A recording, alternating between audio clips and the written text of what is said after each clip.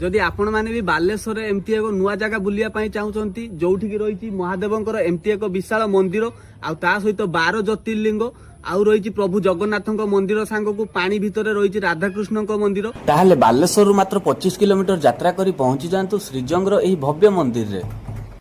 तो मंदिर को प्रवेश करू आपण देखा पाइबे एमती बहुत सारा छोट छोट शिवलिंग आ शिवलिंग मझिरे देखा पाइबे राधाकृष्ण रासलीलार एक सुंदर दृश्य।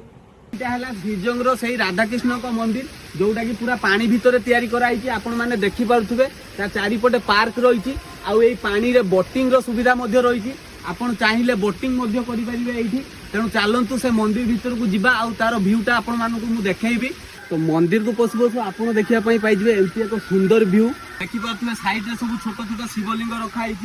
पानी जो डिजाइन आप देखी पारे बहुत सुंदर व्यू आ मंदिर टा देखी पारे आपण तले रखाई राधाकृष्ण को आपर अच्छा सीताराम। मंदिर परिसर में रही बहुत सारा हंस आ बतक आउ ये तैयारी महादेवंकर एक विशाल प्रतिमूर्ति आ सांग को एठारे कांथरे दर्शा जाइए श्रीकृष्ण जीवन किसी कहानी आ संध्या पर जो मंदिर जो लाइटिंग व्यूटा आपण मानक आहुरी बढ़िया लगे आ जदि बालेश्वर आपण माने एमती एक जगार मजा नवा चाहूँगी ताले निहाती ए मंदिर को थोड़े विजिट करंतु आ मते कमेंट रे निश्चय जणातु ए जगाटा आपण मानक केमती लागिला।